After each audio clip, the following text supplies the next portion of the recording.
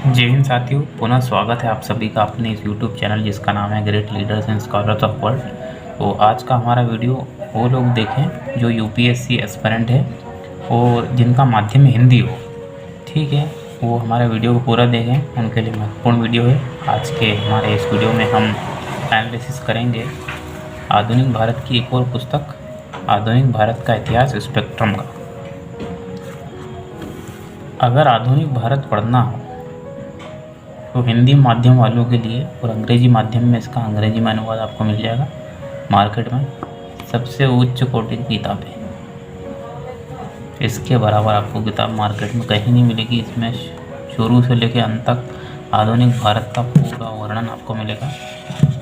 वर्तमान में राजीव गांधी, अटल बिहारी वाजपेयी तक पूरा, अटल बिहारी वाजपेयी के बाद जो मनमोहन सिंह जी प्रधानमंत्री रहे जब तक का पूरा एक एक बारीक बारीक अध्ययन है इसके अंदर। इसे लिखा किसने? राजीव अहीर सर ने, आईपीएस ऑफिसर है पूर्व। लेखन सहयोगी आर विद्या, सवीना मदान, राजेंद्र प्रसाद शर्मा और कल्पना राजा राम, इन लोगों ने इसे लिखा है। और इसकी कीमत इधर लिखी गई है, ये 385 रुपये। ये किताब ज्ञान के हिसाब से तो बड़ी बढ़िया है, लेकिन जब मैंने इसका अध्ययन किया तो इसमें मुझे एक बारीक त्रुटि दिखी है, और वो त्रुटि ये है कि इसके अक्षर बड़ा बारीक हैं। पढ़ने में हमें चश्मे की आवश्यकता अवश्य पड़ जाती है आखिरी में। इसमें 800 से भी ज़्यादा अधिक पेज हैं। देखें इसमें अंत में कितने पेज हैं, एक बार देख लें। 800 से भी ज़्यादा इसमें पेज हैं, 831 पेज हैं टोटल कुल। और हम देखते हैं कि यूपीएससी एस्पिरेंटों को लोग अलग अलग किताबें रेफ़र करते हैं कि आप ये किताबें पढ़ें, वो किताबें पढ़ें। और पर मेरा ऐसा मानना है कि आपको एक ही किताब को बार बार पढ़ना है। और अगर आप ऑप्शन में इतिहास लेकर के अपनी परीक्षा दे रहे हैं तो ये किताब आप ज़रूर पढ़ें। और जो लोग यूँ भी यूपीएससी के एग्ज़ाम दे रहे हैं तो एक सेगमेंट होता है, उसमें एक पेपर होता है जिसमें हिस्ट्री के बारे में पूछा जाता है। तो आधुनिक भारत अगर आप कहीं इतिहास को अगर आपको पढ़ना है तो ये किताब उसमें अचूक और बेजोड़ किताब, इसमें पूरी बारीकी से दिया गया है।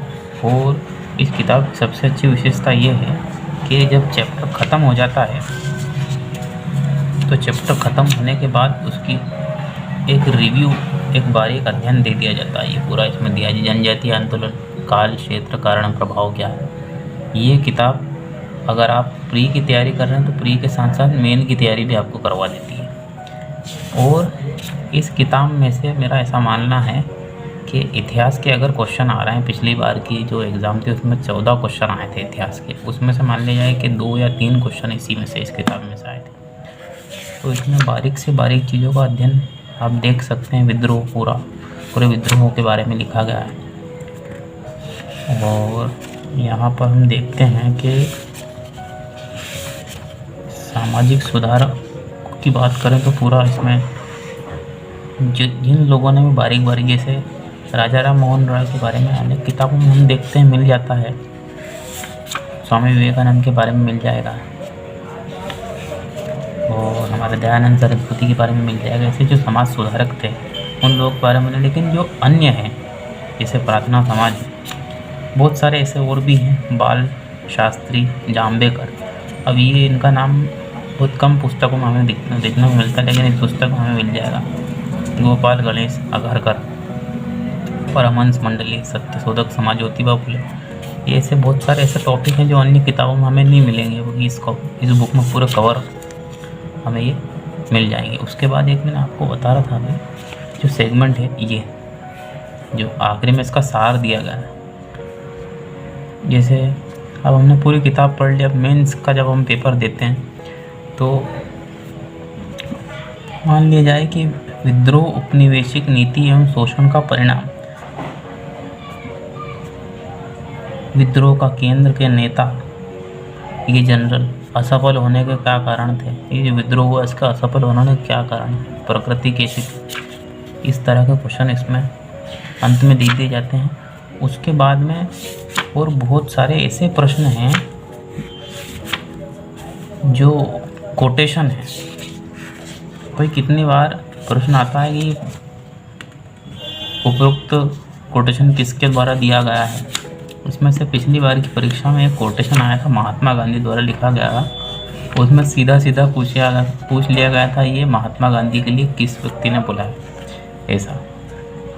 उसके बाद में